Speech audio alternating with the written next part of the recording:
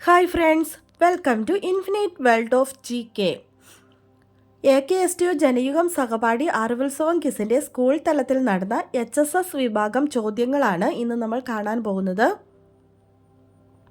ഒന്നാമത്തെ ചോദ്യം, കേരളത്തിലെ ഏറ്റവും ചെറിയ ജില്ലയിലാണ് കേരളത്തിലെ ആദ്യത്തെ പോസ്റ്റ് ഓഫീസും നാഫ്ത ഉപയോഗിച്ച് പ്രവർത്തിക്കുന്ന കേരളത്തിലെ ആദ്യ താപനിലയവും ഉള്ളത്. ഏതാണ് ഈ ജില്ല? ഉത്തരം ആലപ്പുഴ. 2. വരും തലമുറകൾ വളരെ വിരളമായി മാത്രമേ ഇതുപോലെ മാംസവും രക്തവുമുള്ള ഒരാൾ ഈ ഭൂമുഖത്ത് നടന്നു പോയിരുന്നുവെന്ന് വിശ്വസിക്കുകയുള്ളൂ. ഗാന്ധിജിയെക്കുറിച്ച് ഇങ്ങനെ അഭിപ്രായപ്പെട്ടത് ആരാണ്? ഉത്തരം ആൽബർട്ട് ഐൻസ്റ്റീൻ. മൂന്നാമത്തെ ചോദ്യം, കേരള പോലീസിൻ്റെ DDAD പദ്ധതി മുഖേന 15 മാസത്തിനിടെ 385 കുട്ടികളെ മൊബൈൽ ഇൻ്റർനെറ്റ് അമിത ഉപയോഗത്തിൽ നിന്ന് മുക്തരാക്കി.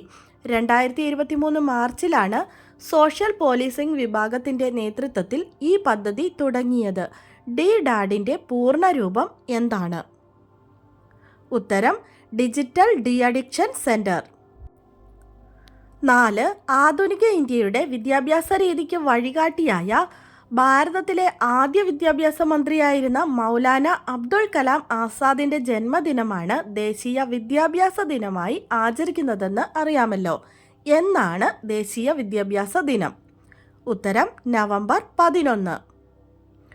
ഒരു വേള പഴക്കമേറിയാൽ ഇരുളും മെല്ലെ വെളിച്ചമായി വരാം, ശരിയായി മധുരിച്ചിടാം സ്വയം പരിശീലിപ്പൊരു കയ്പുതാനുമീ. ആധുനിക കവിത്രയത്തിലെ ഒരു കവിയുടെ വരികളാണ് ഇത്. ആരുടേതാണ്? ഉത്തരം കുമാരനാശാൻ. ചിന്താവിഷ്ടയായ സീത എന്ന കൃതിയിലെ വരികളാണ് ഇത്. 6. 2020 ടോക്കിയോ ഒളിമ്പിക്സിലും 2024 പാരീസ് ഒളിമ്പിക്സിലും പങ്കെടുത്ത് 2 ഒളിമ്പിക്സിലും ഹോക്കിയിൽ ഇന്ത്യക്ക് വെങ്കല മെഡൽ നേടിക്കൊടുത്ത മലയാളിയായ ഗോൾ കീപ്പർ ആരാണ്? ഉത്തരം PR ശ്രീജേഷ്. 7. ഇന്ത്യയിലെ ആദ്യത്തെ സംഗീത നഗരമായി യുനെസ്കോ പ്രഖ്യാപിച്ചത് മധ്യപ്രദേശിലെ ഗ്വാളിയോറിനെയാണല്ലോ. ഇന്ത്യയിലെ ആദ്യത്തെ സാഹിത്യ നഗരമായി യുനെസ്കോ ഈയിടെ പ്രഖ്യാപിച്ച കേരളത്തിലെ നഗരം ഏതാണ്? ഉത്തരം Kozhikode.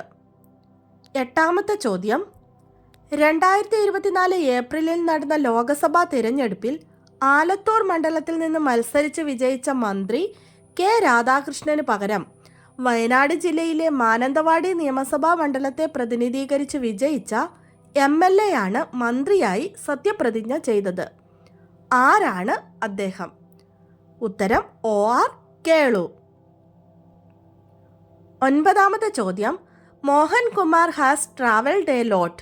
Right suitable question tag. Answer hasn't he. 10. ചോദ്യം, താഴെ കൊടുത്തിരിക്കുന്നവയിൽ ശരിയായി എഴുതിയിരിക്കുന്ന പദം ഏതാണ്? ആതിഥേയൻ, കൃതജ്ഞത, ആദരാഞ്ജലി, ആതിഥേയൻ. ഏതാണ് കറക്റ്റായി എഴുതിയിരിക്കുന്നത്? D, option D, ആതിഥേയൻ. 11. ഒരു ക്ലോക്കിലെ മണിക്കൂർ സൂചി ഒരു ദിവസം തിരിയുന്ന കോണളവ് എത്രയാണെന്ന് പറയാമോ? ഉത്തരം 720 ഡിഗ്രി. അതായത് 12 മണിക്കൂറിൽ 360 ഡിഗ്രിയാണ് തിരിയുന്നത്. അപ്പോൾ 24 മണിക്കൂറിൽ 360 + 360 720 ഡിഗ്രി.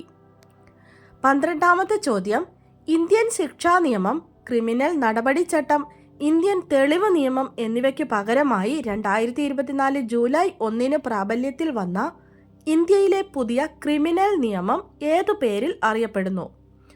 ഭാരതീയ ന്യായ സംഹിത അഥവാ BNS. 13. ചോദ്യം, ഒരു വരിയിൽ വിനോദ് മുന്നിൽ നിന്ന് 13ാമനും പിന്നിൽ നിന്ന് 6ാമനുമാണ് എങ്കിൽ വരിയിൽ എത്ര പേരുണ്ട്? ഉത്തരം 18 പേർ. 13 + 6 19. വിനോദ് 2 തവണ വന്നതുകൊണ്ട് 1 നമ്മൾ കുറച്ചു. 19 1 കുറച്ചാൽ 18. 14. ചോദ്യം, ദക്ഷിണാഫ്രിക്കയിൽ നിന്നുള്ള ബഹിരാകാശ സഞ്ചാരിയായ മാർക്ക് ഷട്ടിൽ വർത്ത് ആരംഭിച്ച ഓപ്പറേറ്റിംഗ് സിസ്റ്റമാണ് പൊതുവിദ്യാലയങ്ങളിൽ ഉപയോഗിച്ചു വരുന്നത്. ഓപ്പറേറ്റിംഗ് സിസ്റ്റത്തിൻ്റെ പേരെന്താണ്? ഉത്തരം ഉബണ്ടു. 15. ശിലകളെക്കുറിച്ചുള്ള പഠനം പെട്രോളജി എന്ന പേരിൽ അറിയപ്പെടുന്നു. പെഡോളജി എന്തിനെക്കുറിച്ചുള്ള പഠനമാണ്? പെഡോളജി മണ്ണിനെക്കുറിച്ചുള്ള പഠനമാണ്. 16ാമത്തെ ചോദ്യം 2023 കേരള സാഹിത്യ അക്കാദമി അവാർഡ് ചെറുകഥാ വിഭാഗത്തിൽ എൻ രാജനും നോവൽ വിഭാഗത്തിൽ ഹരിത സാവിത്രിക്കും ലഭിച്ചു. കവിതാ വിഭാഗത്തിൽ ആർക്കാണ് അവാർഡ് ലഭിച്ചത്? ഉത്തരം കൽപ്പറ്റ നാരായണൻ. തെരഞ്ഞെടുത്ത കവിതകൾ എന്നാണ് കൃതിയുടെ പേര്.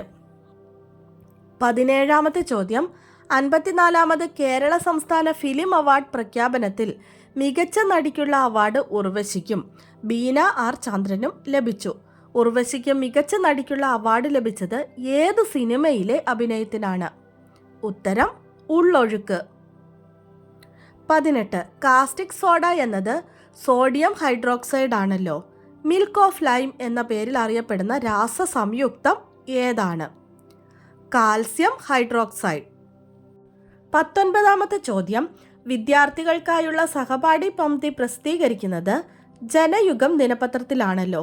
ജനയുഗം ദിനപത്രത്തിന്റെ ഇപ്പോഴത്തെ ചീഫ് എഡിറ്റർ വിദ്യാലയങ്ങളിൽ എൻ്റെ മരം പദ്ധതി നടപ്പിലാക്കിയ മുൻ വനം വകുപ്പ് മന്ത്രിയാണ്. ആരാണ് അദ്ദേഹം? ഉത്തരം ബിനോയ് വിശ്വം. 20 സമുദായം ഇല്ലാണ്ട് മനുഷ്യന് ജീവിക്കാൻ പറ്റുമോ? ചാപ്പുണ്യാരുടെ ചോദ്യത്തിന് ഉമ്മാച്ചുവിൻ്റെ മറുപടി മറ്റൊരു ചോദ്യമായിരുന്നു. സമുദായം ഉണ്ടായാൽ മനുഷ്യന് ജീവിക്കാൻ പറ്റുമോ?